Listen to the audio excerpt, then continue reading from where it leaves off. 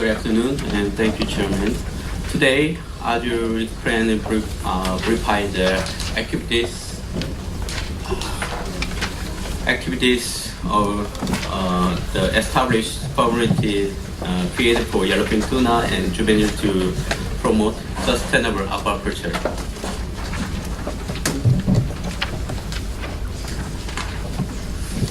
This is the content of my talk today. In the first chapter, we try to understand the feeding protocol and the spawning performance of yellowfin tuna. In addition, we analyzed the changes in nutrients, growth energy, and enzyme activities at the embryo development stages and lobby to understand the energy source at these stages. In the second chapter, we try to understand the development of functionality of digestive organs and early stages, and investigated the underutilized of formulated feed for yellowfin tuna juveniles and bluefin tuna juveniles.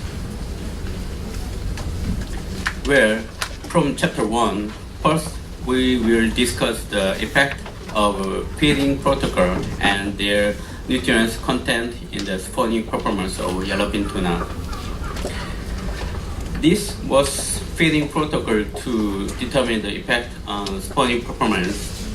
Here, the white bar shows the feed proportion from squid, and yellow bar shows that of sardine. In the first part, feeding was started with 55% of squid and 75% sardine. Thereafter, squid proportion was gradually increased to make squid and sardine same proportion. I mean 50-50. In the second phase, squid and sardine maintained 50-50 relation and feed for another 10 days.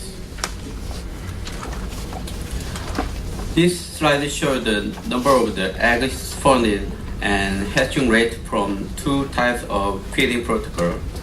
Here, yellow bar shows the feeding first phase,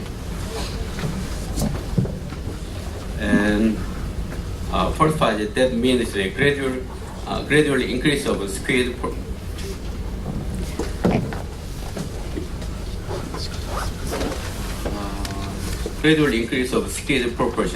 And white bars show that the rates when the squid and sardine maintained 50-50. And second phase, the higher spawning and the hatching rate suggests that the more squid proportion in yellowfin feed will produce better performance.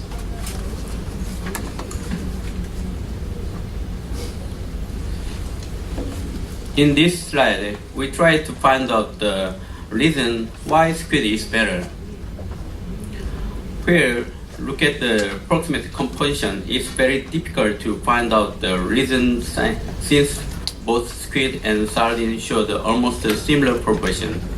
Then we try to look more detail of fatty acid composition.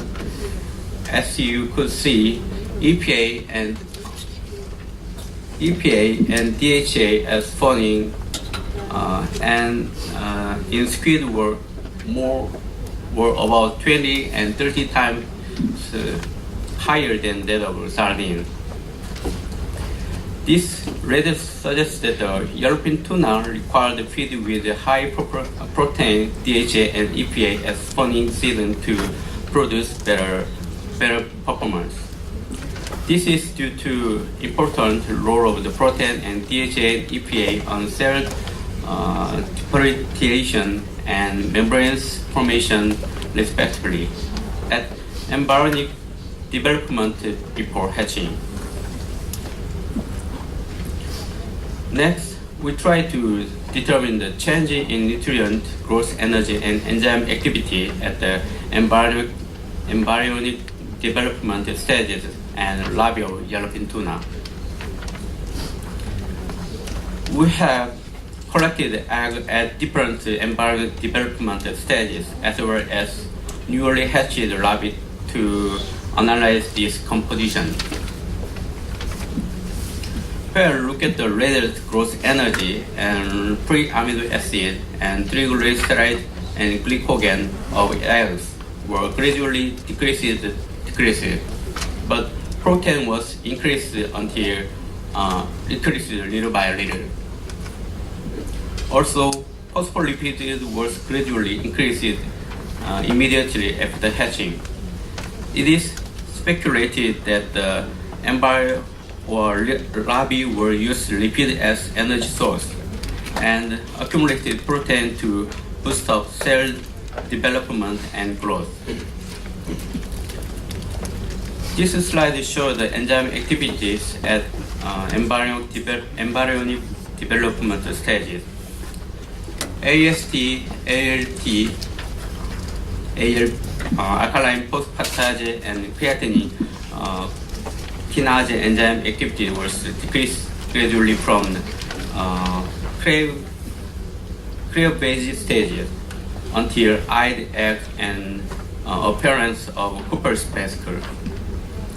But sudden increase was observed immediately before hatching. This rapid increase in different enzyme activities before hatching indicate that the differentiation and formation of liver, muscle, and skeletons was promoted before hatching to until nutrients and energy after hatching for growth and survival.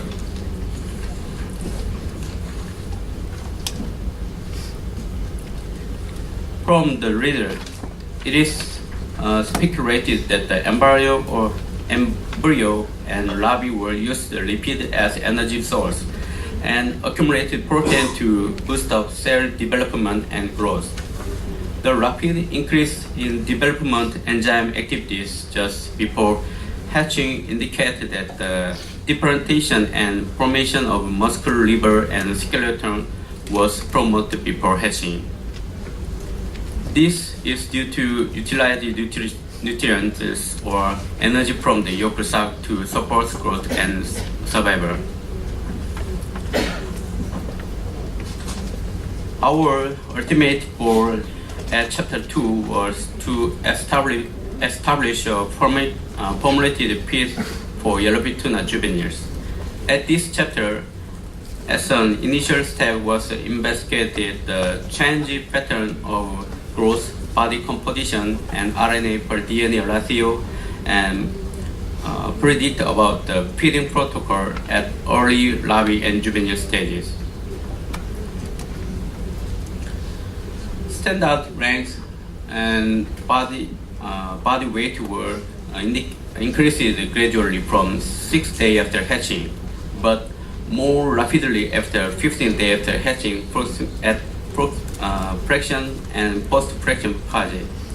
It means that the digestive function development here to sustain the fast growth. Although I didn't show the data of bluefin tuna here, compare the growth of yellowfin tuna and bluefin tuna, the growth rate was slightly lower in yellowfin tuna larvae and juveniles. Since fish will show the growth require lower nutrients than fast growth fish, it can be assumed that the formulated feed for bluefin tuna can be used for yellowfin tuna juveniles.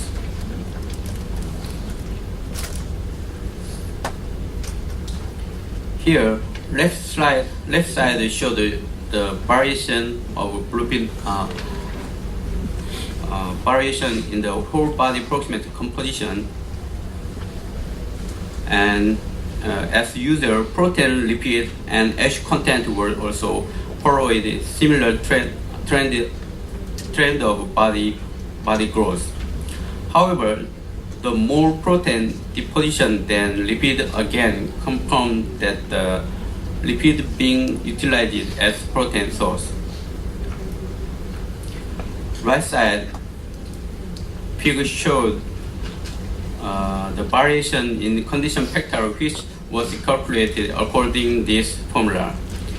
Simply, the high value indicates that the fish is thick, and the low value means fish is thin or lean. Look at the trend. Condition factor was decreased until 6 days after hatching and increased until 9 days after hatching.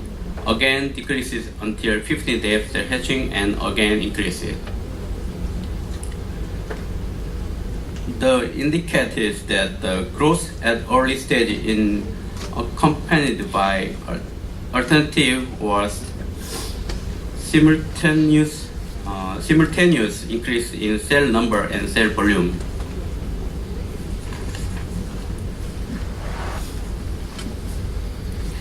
Next, we have given emphasis on RNA per DNA ratio, which indirectly reflects the potential for protein synthesis in larvae and juvenile fish. RNA per DNA ratio showed a similar pattern to that of condition factor and rapidly increased between 17 and 22 days after hatching. This stage is post-flexion phase. This suggests that the protein synthesis increased at the same at some point between 17 days after hatching and 22 days after hatching in order to induce organ and tissues differentiation. Next, look at the protein per DNA ratio, which is indirect of cell volume. It was also rapidly increased from 17 days after hatching to 22 days after hatching, indicating the increase in cell volume. The protein per DNA ratio remained constant between 22 days after hatching and 33 days after hatching. During this period, the RNA per DNA ratio also remained high, and suggesting that the observed growth in the early juvenile stage was due to both increasing cell number and volume. The rapid growth at the proximate and post-fraction and post-fraction phase indicate that the digestive function might be improved compared to pre-fraction phase.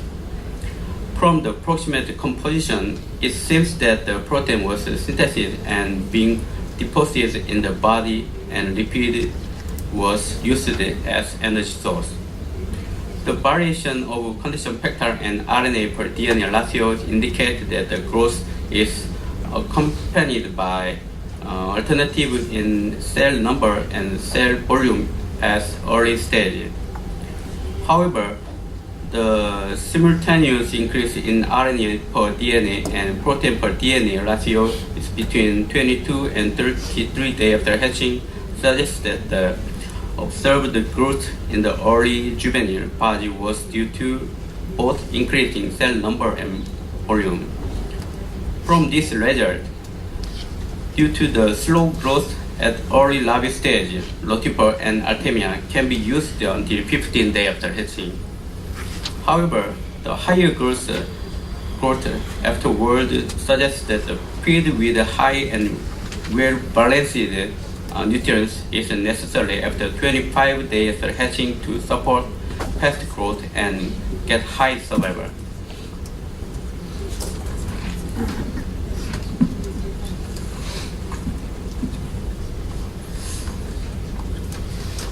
Now, I will talk our main target from this series of studies. I mean development of formulated feed for yellowfin tuna juveniles. As you may know, our nutrition group in Kinki University has already established nutritionally balanced formulated feed for bluefin tuna juveniles. Here, we try to clarify whether the formulated feed for bluefin tuna juveniles can be properly utilized by yellowfin tuna juveniles. To check it, we have carried out two trials. This is the feed formula used in trial 1, which was from the bluefin tuna juveniles diet. Here, other contain vitamin, mineral mixture, and soybean lecithin and cellulose, etc. As control was used minced raw sardine. Further look at the approximate composition, protein and content was similar, but lipid and ash content in experimental diet was higher than the control diet. This was experimental design. 30 days after hatching yellow tuna juveniles of mean body weight is 0.12 gram were used. 100 juveniles was stocked in each of 10 1-ton tanks, and the experiment was set in the duplicate. Fish were fed 6 times daily until apparent satiation. Water temperature and DO were as given here. This is the result. We had 2 phases in the trial. At the first phase, the survival of low fish groups was dropped below 10% within 5 days after hatching, 5 days of start. But the fish in formulated feed group showed over the 80% of survival. At the second phase, we combined together all survivor fish and again divided into 2 groups and feed with formulated fish feed and raw sardine. Again, the survivor in control groups decreased to around 20%, but the formulated feed groups maintained around 80% in other 5 days. Again, the survivor this result suggests that the formulated feed for bluefin tuna juveniles was easily accepted by yellowfin tuna juveniles and produced best performance compared to raw fish feed groups.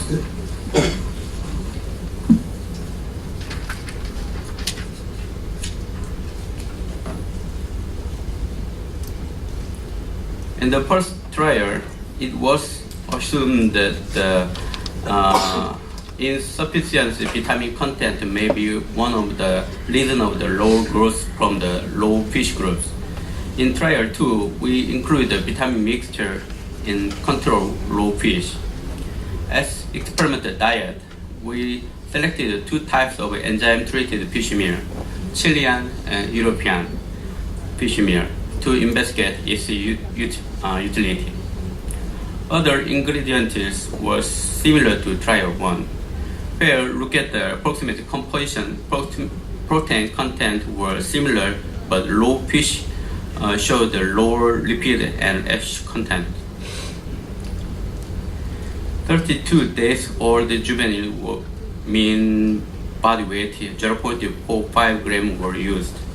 25 juveniles were stocked into each of 1-ton tank and fed 6 times daily until apparent satiation for 10 days. Water temperature and DO were as shown in here.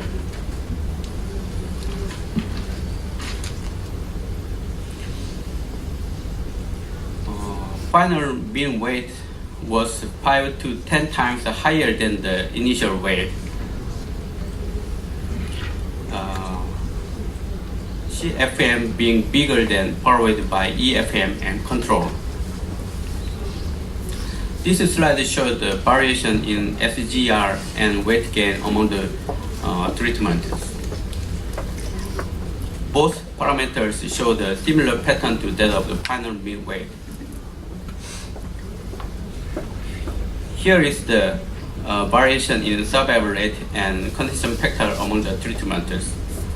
Although there was no major difference in condition factor, survival rate in formulated feed groups was remarkably higher than the control group, EFM being showed the highest value.